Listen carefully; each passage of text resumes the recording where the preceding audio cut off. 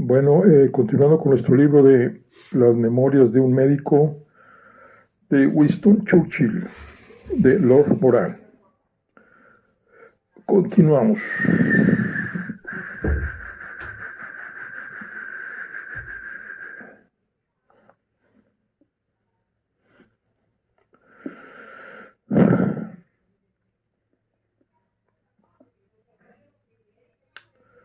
Yalta, 5 de febrero de 1945. Stalin y el presidente pueden hacer lo que gusten, dijo Winston, mientras que yo puedo tal vez encontrarme en la calle dentro de pocos meses. Entonces hizo con los dedos la cuenta de las campañas electorales en que ha intervenido. Le gustan las campañas porque las encuentra divertidas.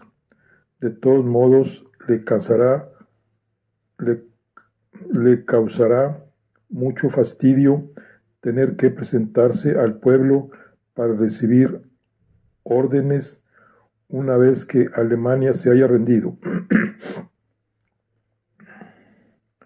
Cuando el primer ministro se está preparando para su siesta, gritó irritado: «Sawyers, ¿dónde está mi bolsa de agua caliente?».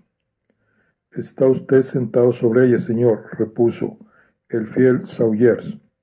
«No es muy buena idea».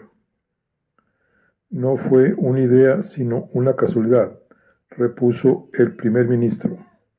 «Hoy se produjo una viva discusión acerca de si Francia debía estar representada en la Comisión Aliada de Control en Alemania.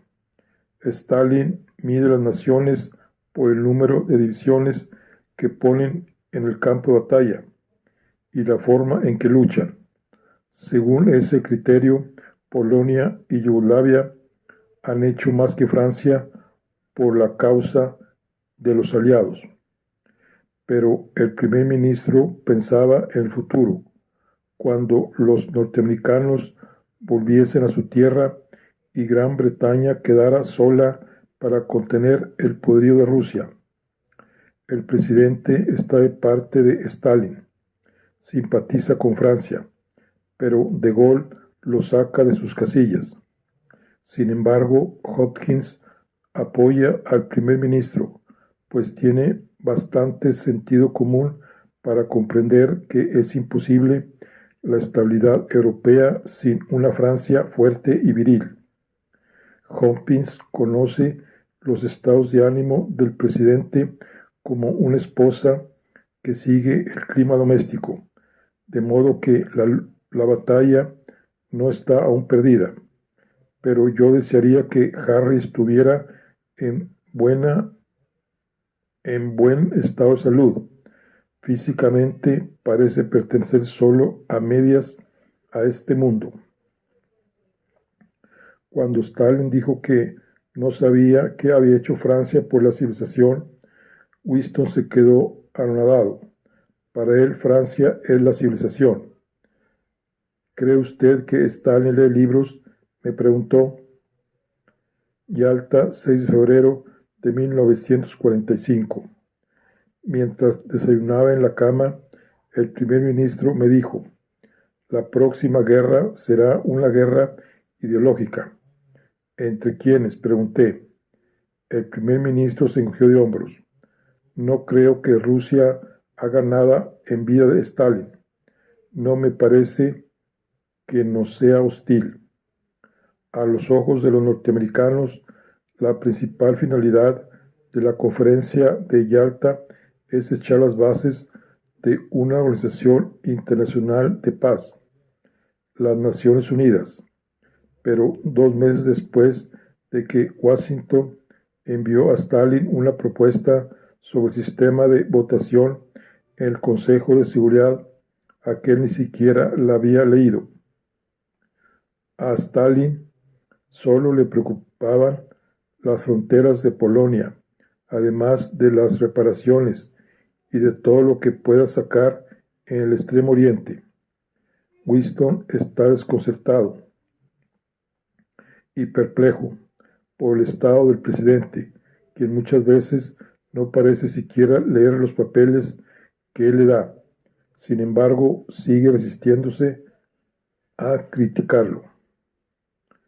9-10 de febrero de 1945. Pregunté a Clark Kerr, sin rodeos, si él creía realmente que las conferencias servían de algo, y el embajador respondió enseguida: han sido útiles. Stalin se ha formado del primer ministro la imagen de un gran muchacho, lleno de carácter y decisión. En su cena de anoche dijo que no podía pensar en ningún otro momento de la historia en que el porvenir del mundo hubiera dependido tanto del valor de un hombre. Cuando Clark Kerr dice que Stalin respeta el coraje del primer ministro, sus palabras tienen visos de sinceridad. Sin embargo, Stalin no permite que los sentimientos intervengan en lo que hace. Durante la conferencia ha estado bastante áspero con el primer ministro, aunque no hay la menor duda sobre el respeto y la amistad que éste siente por Stalin.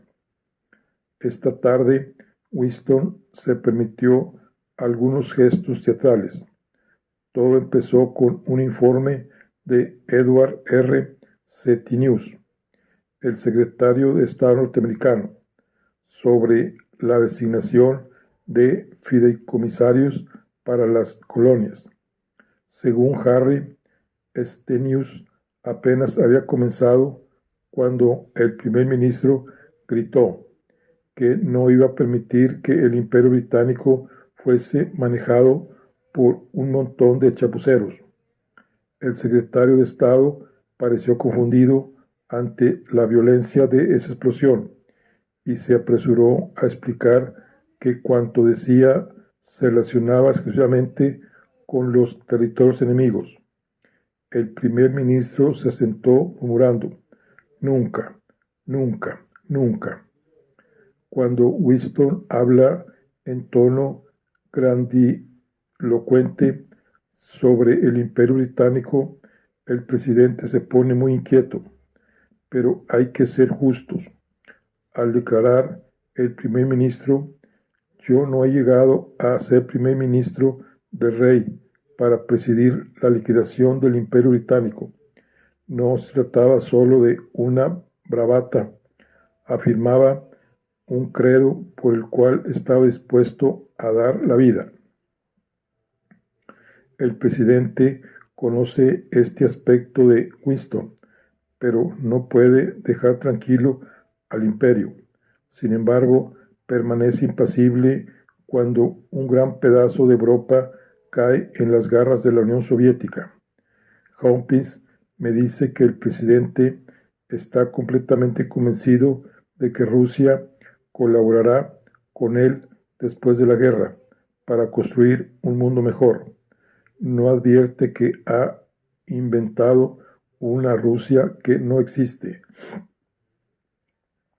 Ahora el presidente ha convenido con el primer ministro en que Francia debe pertenecer a la Comisión de Control de Alemania, de manera que Stalin lo aceptó de inmediato.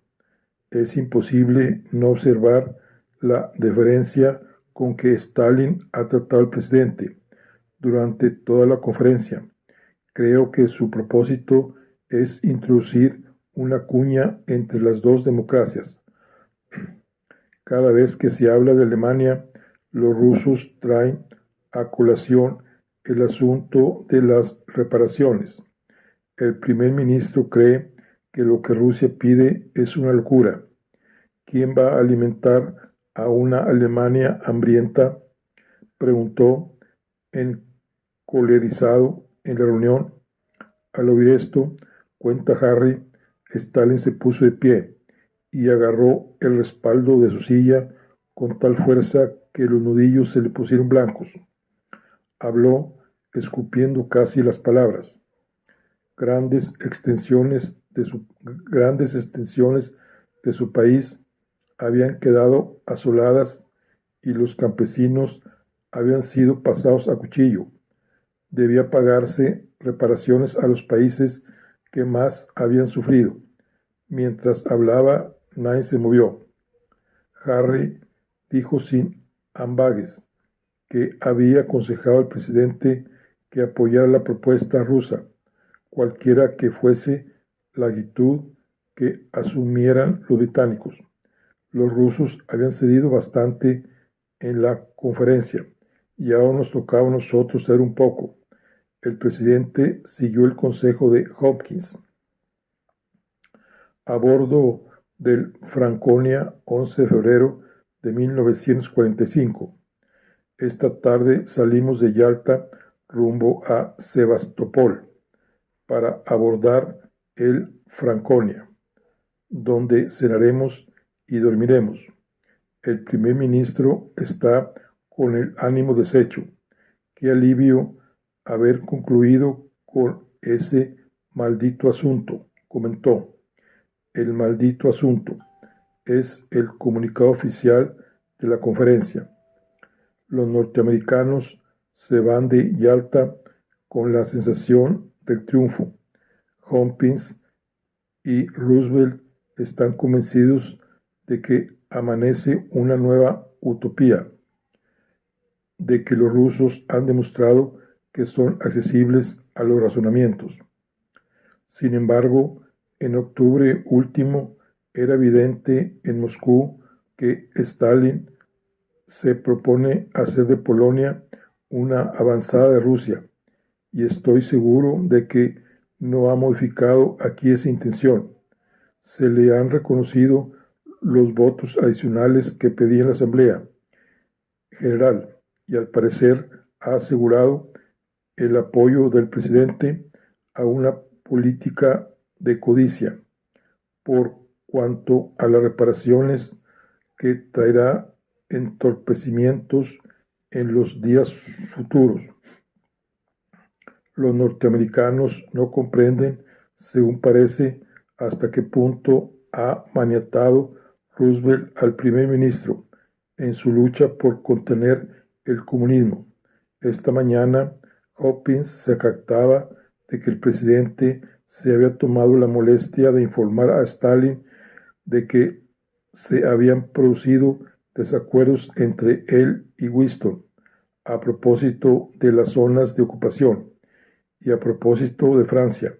Casi puede ver uno al viejo señor del Kremlin frotarse las manos de satisfacción, al estilo de Hitler, mientras nosotros le facilitamos las cosas.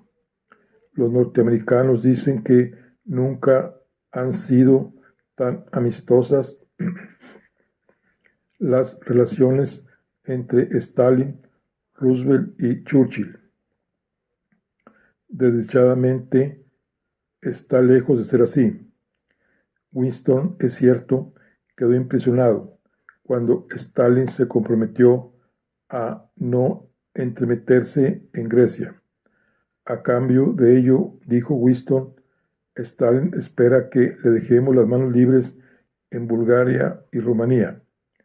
Permitirá que su gente sea derrotada en Grecia para sacar adelante sus planes más importantes.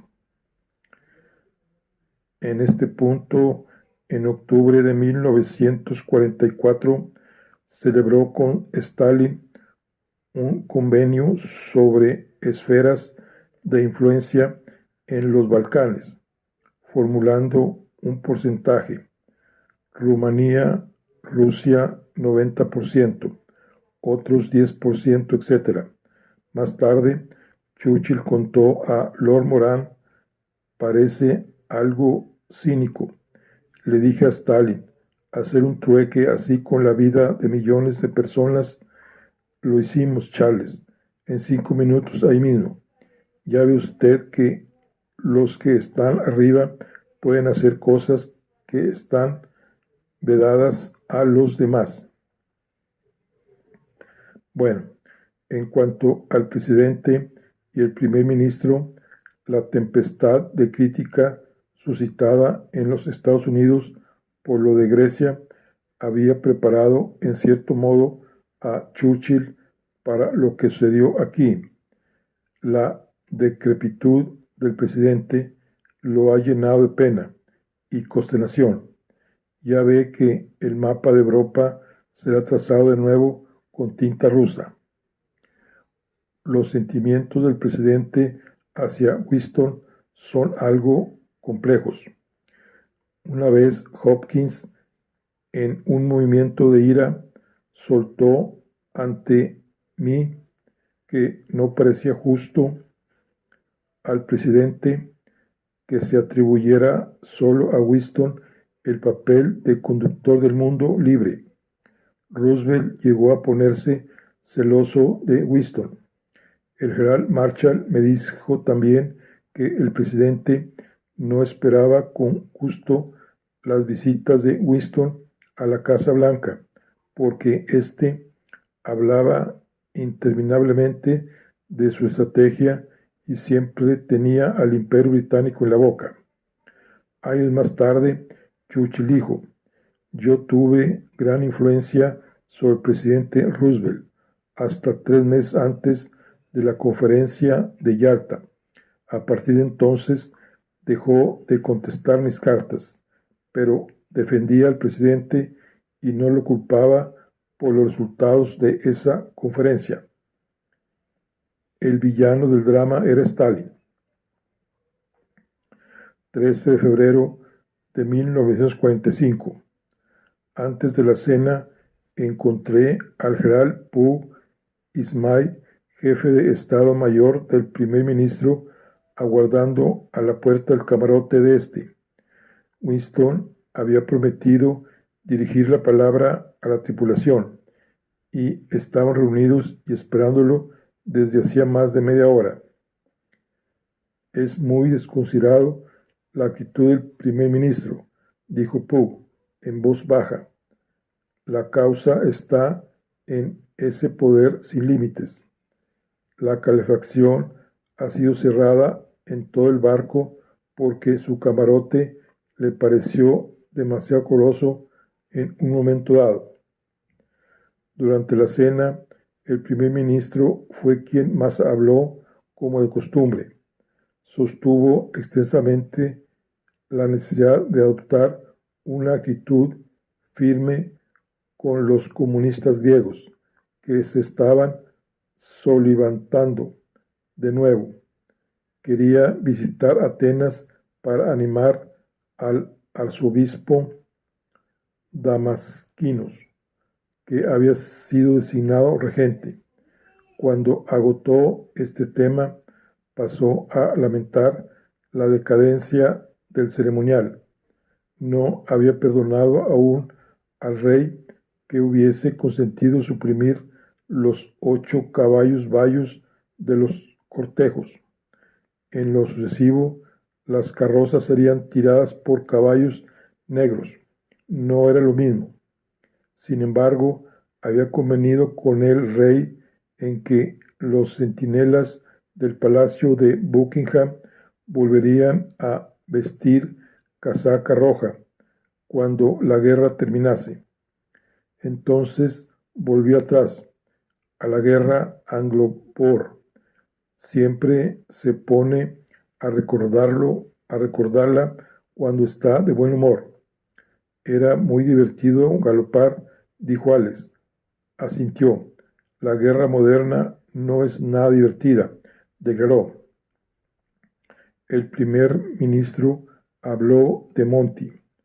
Ha recomendado que sea elevado a mariscal para consolarlo por haber sido reemplazado por Eisenhower como comandante de las fuerzas de tierra en Francia.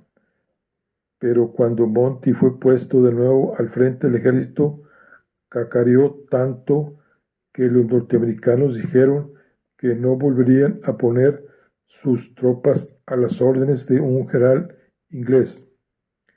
El primer ministro hizo un gesto elegante y teatral al citar las palabras de Monty. Corrí en su ayuda con el ejército británico. El caso era, añadió el primer ministro con una sonrisa, que nosotros habíamos tenido 500 bajas y los norteamericanos 60,000. Atenas, 14 de febrero de 1945. Dejamos el Franconia y fuimos en avión a Grecia. Resultó agradable salir del triste aeródromo de Saki para cruzar el cielo azul que ilumina las islas griegas. Recorrimos en automóvil calles en las que se alineaban los habitantes dando vítores. En la embajada, el primer ministro se me acercó muy contento. Charles, nunca he visto una multitud más numerosa ni más entusiasta. Si nos hubiésemos equivocado, eso no habría sucedido. Tiene tendencia a atribuir un significado demasiado grande a las manifestaciones de la muchedumbre. Durante la cena, el primer ministro habló del regente de Grecia, arzobispo Damaso Quinos. Su ilustrísima me expresó la esperanza de que se tengan en cuenta los antiguos títulos de Grecia a la posesión de Constantinopla, y yo repuse que debía alejar esos sueños de su mente. Randolph Churchill le preguntó qué efecto había tenido en el arzobispo esas palabras, y el primer ministro contestó sonriente: los alejó.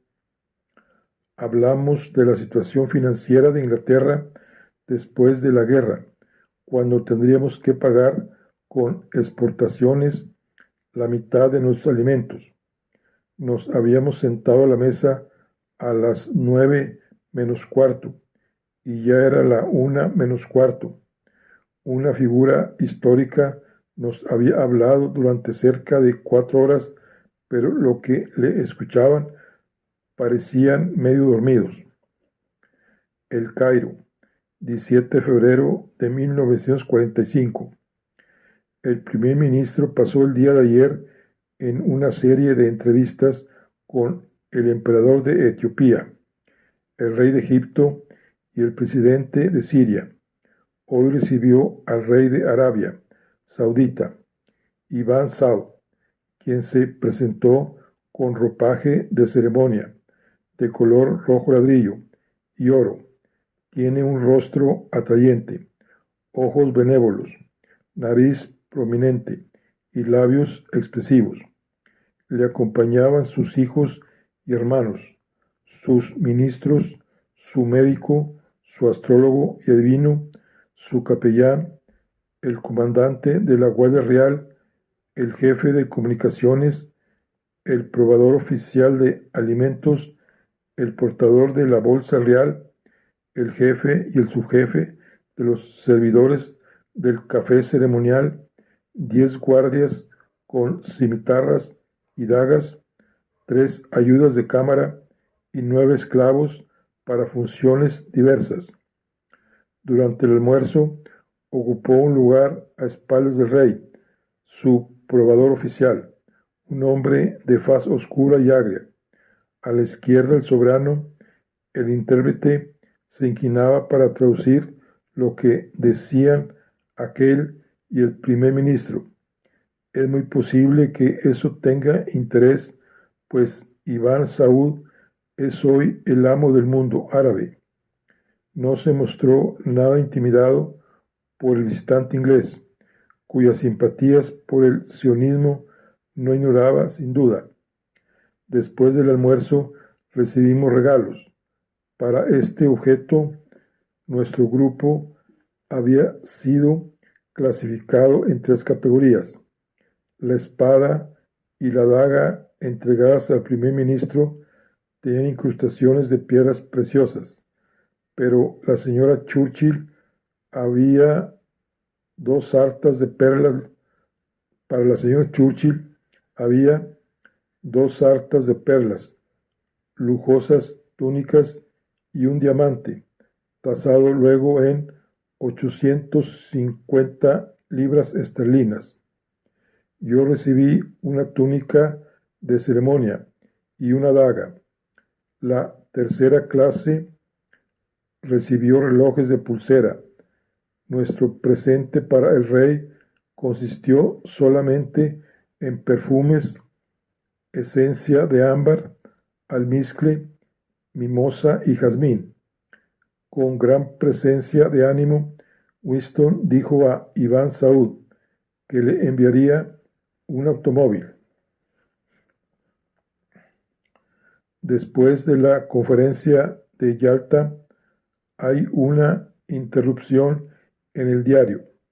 Durante ese tiempo, los ejércitos aliados ocuparon Alemania. El presidente Roosevelt murió y los rusos empezaron a violar el acuerdo celebrado entonces sobre Polonia y Rumanía. Se hizo también evidente que pronto debían realizarse elecciones generales en Gran Bretaña.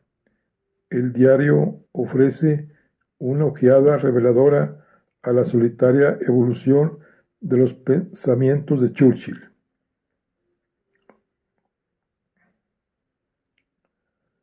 Londres, abril de 1945. Winston, me dijo su esposa, ha visto siempre las cosas con anteojeras. Hizo el ademán de llevarse las palmas a ambos lados de los ojos.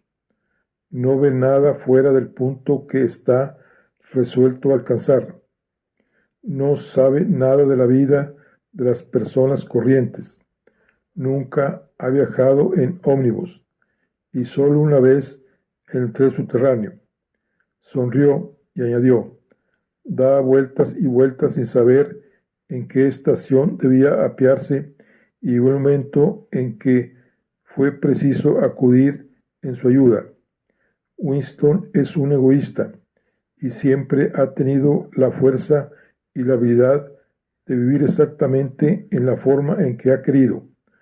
Ayer me dijo, si yo tuviese 10 años menos, tal vez llegaría a ser el primer presidente de los Estados Unidos de Europa. Nunca fue fácil para Winston seguir el pensamiento de los demás, y cuando estalló la guerra, pareció renunciar a intentarlo. En el otoño de 1944, el embajador norteamericano Gil Winnan, que mantenía muy buena relación con los dirigentes laboristas, me comunicó su temor de que Winston hubiese perdido contacto con los sentimientos de sus conciudadanos y me preguntó si podía hacerse algo para remediarlo. Le expliqué que Winston no pedía consejos políticos a su médico. Nunca me cruzó por la mente la idea de que pudiera perder las elecciones. 27 de abril de 1945. Winston no se acostó hasta las 5 de la madrugada cuando llegó el anexo. Oficina fortificada del Ministerio de Defensa. Todavía estaba clavado en la puerta con una hoja de papel con la palabra descansando.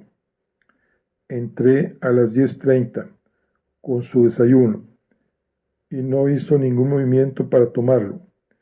En cambio, buscó un papel y me leyó una carta de Stalin que dijo haberle causado gran placer. La carta más amistosa que ha escrito hasta ahora, dijo. Los recelos de los rusos y su sensación de inferioridad han hecho difíciles las cosas hasta ahora.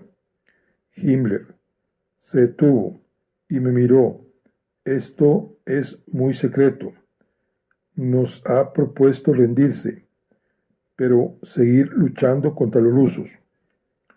Yo envié toda la correspondencia a Stalin y le dije que debíamos exigir la rendición incondicional a las tres grandes potencias.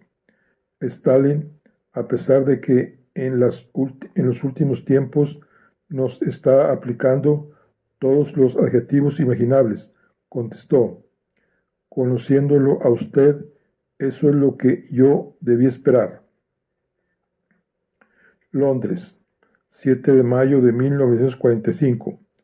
Cuando Winston despertó esta mañana, el capitán Pym, que está a cargo de la sala de mapas, le llevó la noticia de la rendición de Alemania. Durante 5 años, le dijo Churchill, usted no ha hecho más que traerme malas noticias. Hoy se ha redimido. Y sin embargo, el primer ministro no parece nada excitado por la terminación de la guerra en Europa. 8 de mayo de 1945.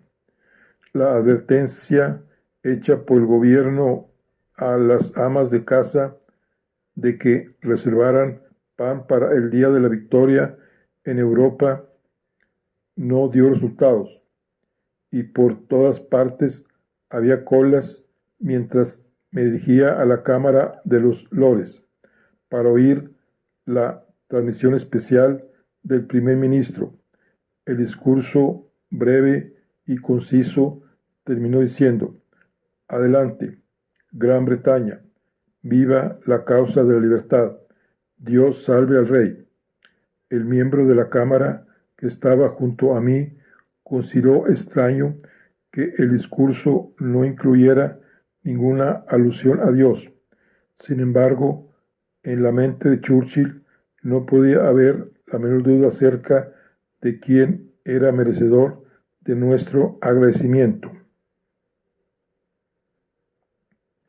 20 de mayo de 1945. A las 10 menos cuarto fui a ver al primer ministro, pero estaba durmiendo todavía. Sawyers me dijo: se acuesta tardísimo, señor. En 4 de las últimas 8 noches dieron las 3 y aún las 4, antes de que se fuera a la cama. Cuando lo vi, parecía fatigado. Dijo que el Partido Laborista se negaba a mantener la coalición gubernamental hasta que terminase la guerra con el Japón, y por tanto iban a celebrarse elecciones generales en julio. En el país hay un sentimiento universal de gratitud hacia usted, le dije, pero también existe la idea de que usted no tiene mucho interés por eso del mundo nuevo y feliz. Winston replicó: el anhelo de un mundo nuevo no es universal, pero la gratitud sí. La BBC ha pedido al primer ministro que solo hable durante 20 minutos en su primera transmisión electoral.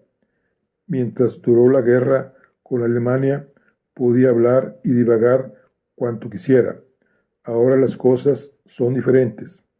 Le disgustará sobremanera ser tratado como los demás hombres. Va a amargarse mucho. Aquí tenemos una fotografía de Churchill, que fuera en un tiempo soldado profesional. Se sentía más feliz que nunca cuando estaba cerca del frente de combate. Aquí, después de que los británicos establecieron una cabeza de puente sobre el Rin, encabezando una expedición a la margen oriental del río. Bueno, aquí una fotografía. 4 de junio de 1945. Me alojo en la casa del profesor Wayne en Birmingham, donde he venido para examinar a los estudiantes, y estábamos verificando las notas dadas a los trabajos escritos cuando aquel propuso que interrumpiéramos nuestro trabajo para escuchar el primer discurso electoral del primer ministro por radio. Cuando concluyó, eché una mirada alrededor y advertí que ninguno estaba conforme con el discurso. Wayne opinó que desentonaba con las ideas de quienes están tratando de construir un mundo mejor. Su hija lo calificó de vulgar y ninguno estuvo de acuerdo con el tono que había asumido. Winston recurre a los vituperios porque le sirvieron de mucho en la Cámara de los Comunes, pero el pueblo está ahora cansado de luchas y quiere seguir adelante.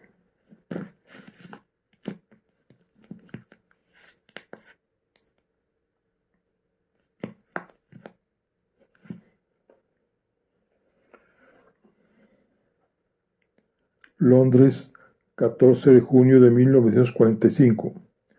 La señora Watson, una de sus colaboradoras, dice: lo que ocurre, Lord Moran, es que no ha puesto el corazón en estas elecciones. Hombres que no hicieron nada durante la guerra parecen llegar hoy al público por la radio mejor que Winston. No comprende que después de cada transmisión pierde terreno, mientras él aguarda entre bastidores que el país lo llame. El teatro se está quedando vacío. 22 de junio de 1945. Estoy preocupado por estas malditas elecciones. Ahora no tengo nada especial que decir al pueblo, declaró hoy Winston con tristeza. El lunes sale de Londres para hacer su campaña electoral.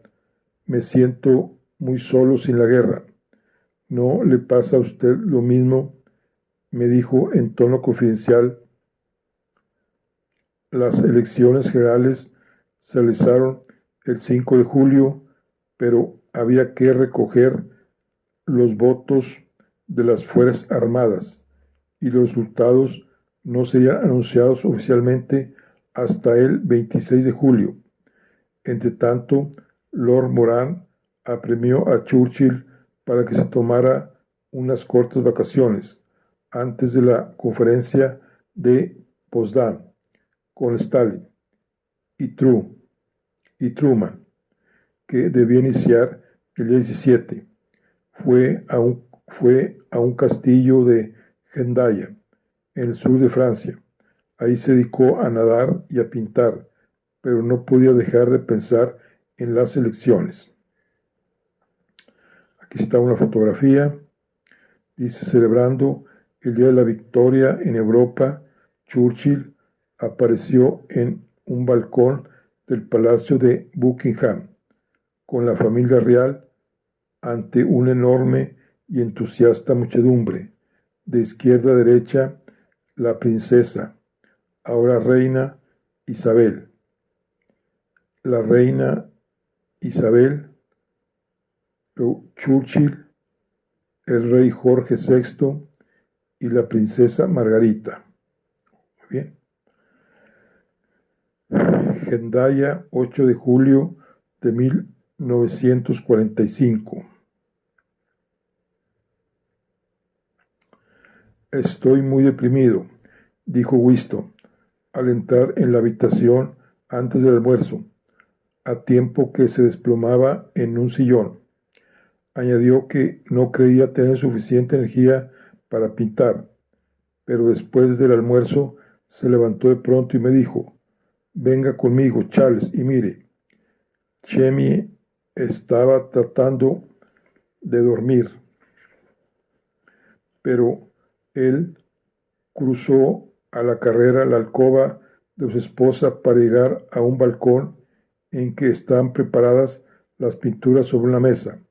¿Dónde están los otros colores?, preguntó con impaciencia a Sawyers. Faltan muchos. ¿Por qué ha hecho esto?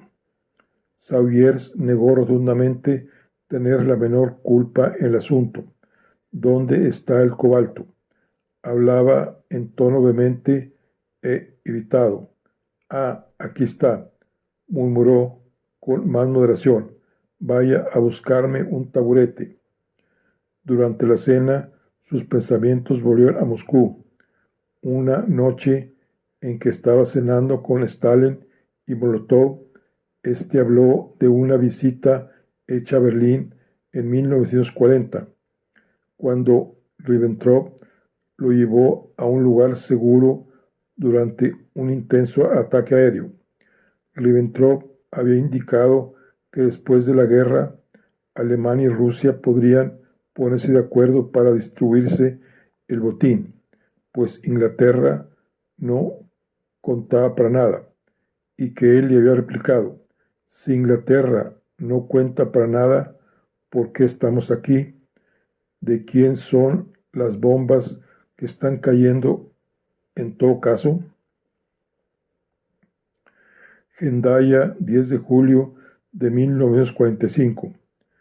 Winston encuentra tan insoportable la espera hasta que se sepa el resultado de las elecciones, que trata de pensar en otras cosas. En 3 años, nos dijo, ha almorzado más de 200 veces con el rey sin que estuviera presente ningún criado y sirviéndose ellos mismos la comida.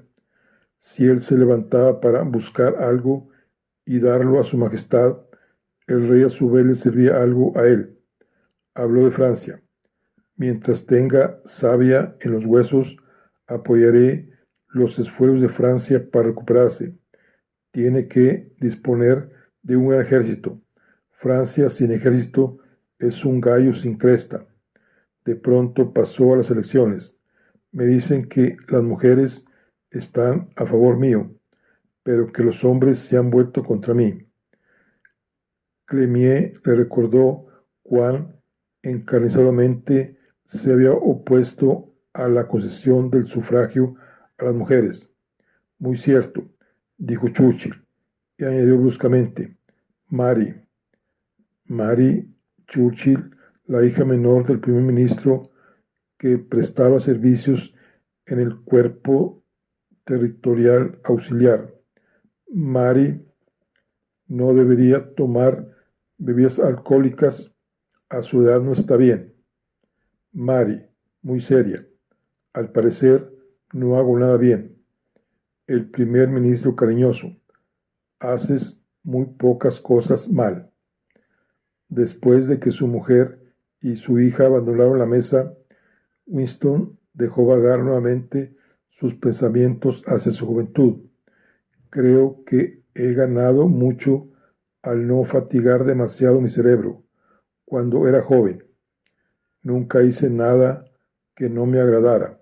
Solía dictar composiciones a los chicos mayores, pero el maestro empezó a sospechar, porque el tonto de Jones planteaba en su trabajo algunos puntos muy interesantes, pero no tenía nada que agregar cuando se le pedía que diera detalles. Recibí un duro castigo, añadió Winston, apesadumbrado, por haberlo puesto en esa situación. Hendaya, 12 de julio de 1945. Winston despertó con indigestión. El general Brutien, que nos había invitado al castillo, propuso que se pidiera a de Gaulle que lo visitara, pero Churchill no quiso saber nada de eso. Se quejó de que de Gaulle había enviado a Roosevelt un telegrama pidiéndole su ayuda. Podía confiar en que Estados Unidos no se apoderase de las colonias francesas, pero no podía confiar en Gran Bretaña. Y esto, dijo Winston, despectivo, en el momento en que estamos enviando grandes cantidades de hombres a Francia para ayudarla. Si de Gaulle estuviera en Escocia, añadió, él le habría hecho mandar un telegrama dándole la bienvenida y preguntándole si había algo en que pudiera serle útil, pero cuando él llegó a Francia, De Gaulle no le envió ningún telegrama de esa índole. Se levantó enfurruñado para ir a nadar, pero volvió completamente renovado y casi eufórico. No, no tomaría un baño. Se dejaría la sal sobre el cuerpo, pues es muy provechoso. El general había preguntado a Tommy Thompson, el capitán de la fragata C.R. Thompson, ayudante personal Churchill, si el primer ministro podría almorzar temprano, a fin de que la servidumbre asistiera al juego de pelota y al baile. Tommy prometió intentarlo, pero dieron las 3 antes de que se atreviera a insinuar al primer ministro que tal vez deberíamos abandonar el comedor para que los criados levantasen la mesa. El primer ministro dijo que tenía que dejarlo tomar el café. Clémier lo llevó abajo a las 4 menos cuarto para la fiesta. Parecía un niño descontento. ¿Por qué tienen que hacerme bajar tan temprano? Llegaron los alcaldes de Biarritz y de San Juan de Luz y otros personajes locales que fueron presentados a Churchill y le obsequiaron a él, a Clémier y a Merry cuencos vascos, flores y bastones. Entonces fuimos al gran patio lleno de sus 4 costados de gente del pueblo en trajes de fiesta, donde habían colocado un toldo para dar sombra a los principales invitados. Los actos comenzaron con un juego de pelota vasca parecido al nuestro. Pronto Winston se puso de pie y se escabulló, seguido por Tommy y por mí. Yo creí que estaría enfermo, pero solo estaba aburrido. No sé por qué ha organizado esto. Saben que detesto todos los juegos, dijo de mal humor.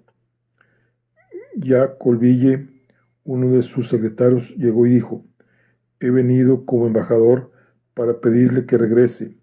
Se quedaron muy desconcertados con su partida.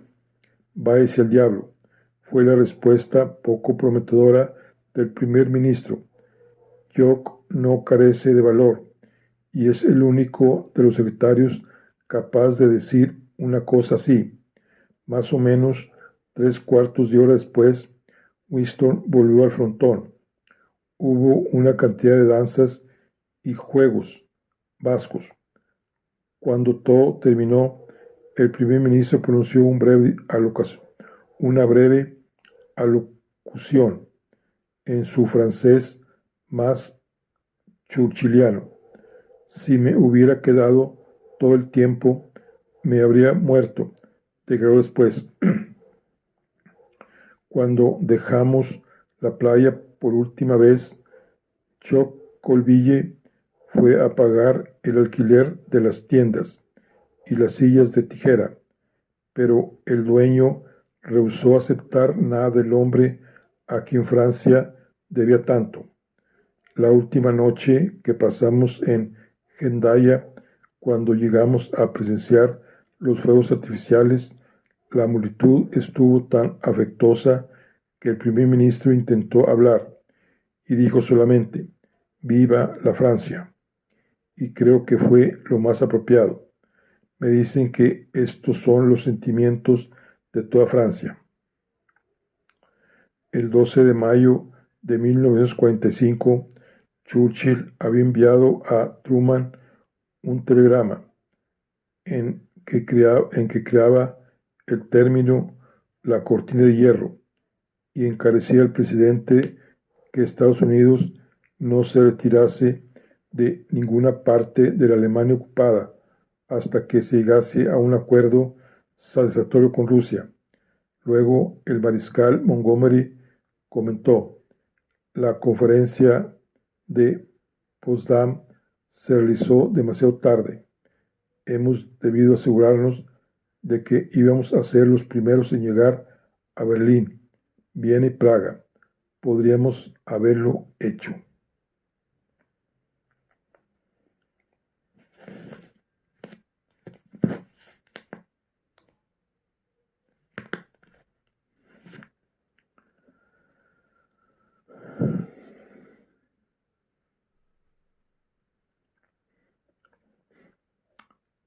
Potsdam, 16 de julio de 1945.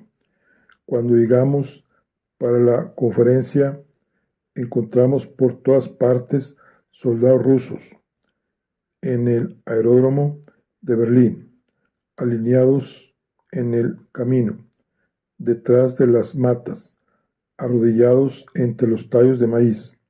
Fuimos conducidos en automóvil a una maciza casa de piedra y yo seguí a Winston a través de 2 tétricas habitaciones hasta el balcón. Ahí se dejó caer en un sillón, flanqueado por 2 grandes macetas de hortensias. ¿Dónde está Sawyers?, preguntó, y volviéndose a Tommy Thompson, añadió: consígame un whisky. Permanecimos sentados en silencio. Desde ahí contemplábamos un extenso prado que llegaba hasta un lago, en el cual, según decían, los rusos habían arrojado a algunos soldados alemanes que no podían caminar a causa de sus heridas. La única señal de vida era un centinela ruso que salió del bosque, miró a su alrededor y volvió a desaparecer entre los árboles. Esta mañana, Alex, el mariscal Alexander, me llevó a Berlín. El camino estaba atestado de alemanes. Todos parecían mirarse los pies mientras cargaban sus pertenencias en cualquier cosa que tuviese ruedas. Los rusos habían colocado cartelones con fragmentos de discursos de Stalin dedicados a convencer al pueblo alemán de que los rusos son sus mejores amigos, en tanto que los norteamericanos y los británicos son sus enemigos. Ya en Berlín, los rusos no habían hecho ningún esfuerzo para ocultar la satisfacción que sienten los primitivos al asustar a la población.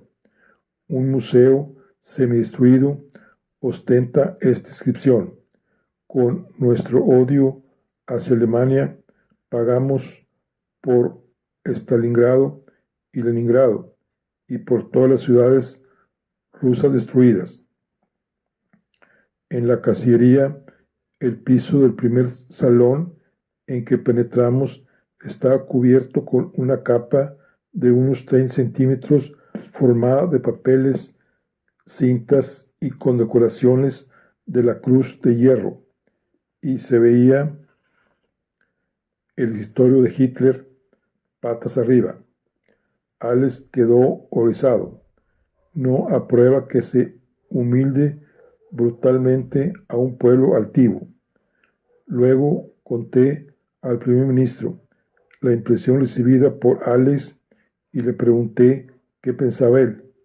Yo no siento lo mismo, repuso, y agregó que había mirado detenidamente a los niños y parecían mucho mejor alimentados que los franceses. Mary esperaba jubilosa la primera entrevista con el presidente Truman. Papá se siente aliviado, dijo, simpatiza con el presidente y está seguro de que podrá entenderse con él. Años más tarde, se le preguntó a Winston cuál consideraba que había sido su error más grande durante la guerra, y respondió: no haber ido a ver a Truman después de la muerte de Roosevelt. En los 3 meses que siguieron, hubo decisiones trascendentales tomadas por un hombre que yo no conocía. Bueno, pues aquí concluimos la charla del día de hoy. Aquí ya estamos en la posterior rendición de Alemania. Van a ver cómo se empieza la reconstrucción después de la guerra. Bueno, aquí concluimos la charla del día de hoy. Nos vemos en la siguiente. Hasta luego.